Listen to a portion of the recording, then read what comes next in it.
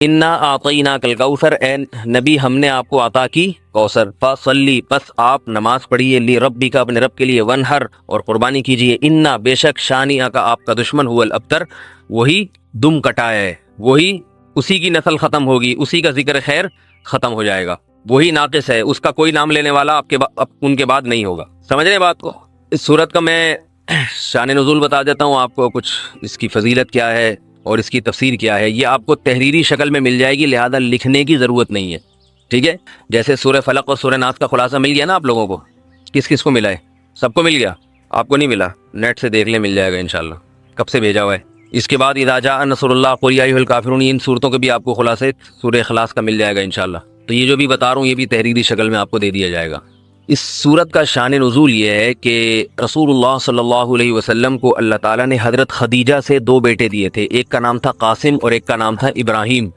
آپ صلی اللہ علیہ وسلم کی جتنی بھی اولاد ہوئی ہے صرف حضرت خدیجہ سے ہوئی ہے، حضرت خدیجہ کے علاوہ آپ کی اولاد کسی اور زوجہ سے نہیں ہوئی۔ حضرت خدیجہ سے 4 بیٹیاں تھیں اور 2 بیٹے، ایک بیٹے کا نام قاسم، دوسرے کا نام ابراہیم۔ قاسم کی جب ولادت ہوئی ان کا بھی انتقال ہو گیا، اور ابراہیم کی ولادت ہوئی تو ان کا بھی انتقال ہو گیا۔ عرب میں نرینہ اولاد کی بڑی اہمیت تھی، کیونکہ انسان کا نسب اس کی نرینہ اولاد سے چلتا ہے، بیٹیوں سے نہیں چلتا۔ بیٹیاں تو غیروں کی ہوتی ہیں، رخصتی ہو کے دوسروں کے ہاں چلی جاتی ہیں، ان کے نسل میں اضافہ کرتی ہیں، ان کی نسل بڑھاتی ہیں، اپنے شوہر اور اپنے شوہر کے ددیال کی نسل میں اضافہ کریں گی، وہ اپنے باپ کی نسل میں اضافہ کون کرتا ہے؟ بیٹا، کیونکہ نسب کس سے چلتا ہے؟ باپ سے چلتا ہے، سوائے بلاول بھٹو کے۔ بلاول بھٹو کے بارے میں کہتا ہوں کہ بلاول بھٹو اسلامی تاریخ، غیر مسلموں کے ہاں تو ماں سے چلتا ہے جو نیچر کے خلاف ہے، لیکن اہل اسلام میں، اسلامی تاریخ میں سوائے بلاول بھٹو کے آج تک کوئی ایسا شخص پیدا نہیں ہوا جس کے نسب اور خاندان ماں سے چلتا ہو۔ بلاول بھٹو زرداری کے بیٹے ہیں، مگر خاندان ان کا کیا کہلاتا ہے؟ قوم جو آخر میں لگتی ہے وہ بھٹو کہلاتی ہے، حالانکہ وہ بھٹو ان کی والدہ تھی، ان کے والد محترم بھٹو نہیں۔ تو سیاست میں انہوں نے نسب ہی کو بگاڑ دیا اپنا، سمجھ رہے بات کو؟ تو یہ سیاسی لوگ اتنے خطرناک ہوتے ہیں کہ یہ اپنے باپ کے نسب کو بدل دیتے ہیں سیاست کے چکر میں، کیونکہ زرداری لگے گا تو ووٹ نہیں ملیں گے، ووٹ بھٹو کے نام کو کیش کرانا ہے۔ خیر، تو رسول اللہ صلی اللہ علیہ وسلم کے 2 بیٹے ہوئے، دونوں کا انتقال ہو گیا۔ عرب میں بے اولادی کو بھی معیوب سمجھتے تھے، کیونکہ آپ کی نسل چلے گی بیٹوں سے، اور بیٹے ہیں جو باپ کی بہت زیادہ عزت کا ذریعہ بنتے ہیں۔ بیٹیوں کے اپنے فضائل ہیں، لیکن ظاہر ہے نسل بیٹیوں سے نہیں چلتی۔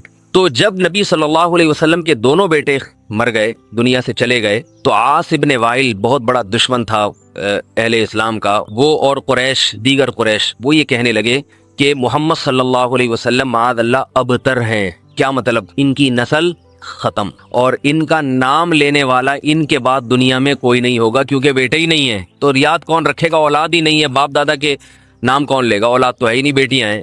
سمجھ رہے بات کو؟ آپ صلی اللہ علیہ وسلم کو اس طعنے سے تکلیف ہوتی تھی، تو اس پر یہ صورت نازل ہوئی کہ اے نبی، آپ کا ذکر ختم نہیں ہوگا، آپ کی روحانی اولاد بہت ہوگی، باقی اللہ نے آپ کو بیٹا کیوں نہیں دیا، یا دیا تو اٹھا کیوں لیا، اس کی حکمت ایک اور مقام پہ بیان کی گئی ہے، وہ میں بتاتا ہوں آپ کو بعد میں۔ لیکن بتایا گیا کہ اے نبی، آپ کا ذکر ختم نہیں ہوگا، بلکہ یہ جو کہہ رہے ہیں نا کہ آپ کو خیر نہیں ملی، ابتر اسے کہتے ہیں جس کی نسل میں، یا جس کو، کیونکہ جس کی اولاد نہیں ہے نا اس کو یہ سمجھا جاتا ہے، اور حقیقت بھی ایسا ہی ہے کہ بہت بڑی خیر سے محروم ہو گیا، وہ بڑھاپے میں خدمت کے لیے نہیں ہے، کاروبار سنبھالنے کے لیے کوئی نہیں ہے، دین کے مشن کو آگے لینے کے لیے، چلانے کے لیے نہیں ہوگا، اور تذکرہ نسل میں نہیں ہو سکے گا، تو یہ ساری بھلائیوں سے انسان محروم ہو جاتا ہے۔ تو نبی کو تسلی دی گئی، انا اعطینا الکوثر، اے نبی ہم نے آپ کو خیر کوثر کہتے ہیں خیر کثیر کو، بہت زیادہ بھلائیاں ہم نے آپ کو عطا کر دی ہیں۔ کوثر سے نہر کوثر تو ہے، لیکن کوثر کا جو لغوی مطلب ہے، ڈکشنری میں جو مطلب ہے وہ کیا ہے؟ اصل میں حوض کوثر کو نہیں کہتے، بلکہ کسے کہتے ہیں؟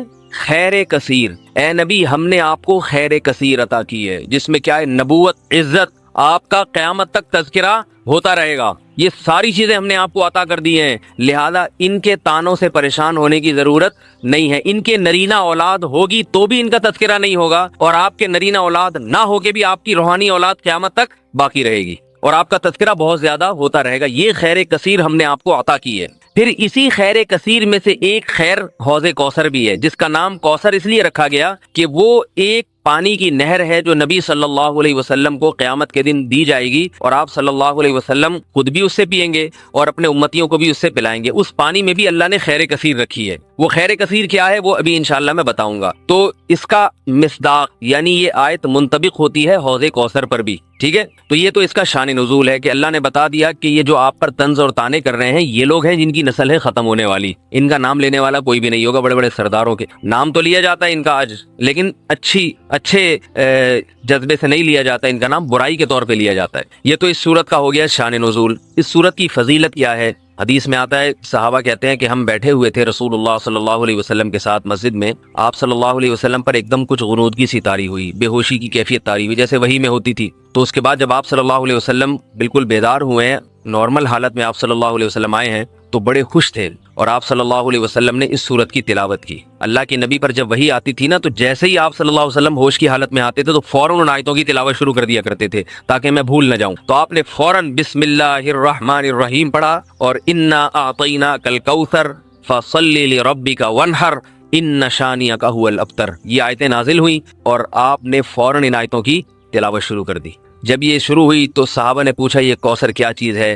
آپ صلی اللہ علیہ وسلم نے فرمایا میرے رب نے مجھے بشارت دی ہے کہ قیامت کے دن مجھے ایسی نہر ملے گی. وہ نہر ایسی ہے کہ اس کے جو پیالے ہیں جس سے لوگ پانی پئیں گے وہ چاندی کے ہیں, اور ان کی تعداد ان پیالوں کی گلاسوں کی اتنی ہے جیسے آسمان کے ستارے, اور اس نہر کا پانی برف سے زیادہ سفید ہے اور شہد سے زیادہ میٹھا ہے, اور میری امت میں کوئی بھی اس کا پانی پیے گا تو اسے کبھی بھی پیاس نہیں لگے گی. میدان حشر میں جو لوگوں کا سب سے بڑا مسئلہ ہوگا وہ پیاس ہوگا, سب سے بڑا مسئلہ. اور کہتے ہیں سمندروں کا پانی بھی اگر پی لے کوئی ساتوں سمندروں کا تو اس کی پیاس نہیں بجھے گی. تو میرے اللہ نے مجھے یہ نہر دی ہے, جو میرا امتی اس سے پی لے گا اسے کبھی بھی ہمیشہ کے لیے اس کی پیاس ختم ہو جائے گی. پھر آپ صلی اللہ علیہ وسلم نے فرمایا اسی موقع پر اسی حدیث میں کہ کچھ میری امتی آئیں گے حوض کوثر سے پانی پینے کے لیے, فرشتے انہیں وہاں سے ہٹائیں گے, دھتکاریں گے. میں کہوں گا کہ یہ میرے امتی ہیں, تو فرشتے کہیں گے کہ آپ کو علم نہیں ہے ما احدثوا بعدک, کہ انہوں نے آپ کے بعد بدعتیں ایجاد کر لی تھی.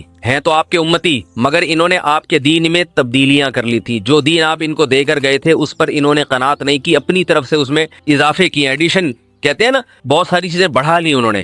تو اس میں وعید بھی آپ صلی اللہ علیہ وسلم نے بتا دی کہ حوض کوثر سے بدعتی کو پانی پینے کی توفیق نہیں ملے. تو یہ تو اس صورت کی فضیلت ہو گئی.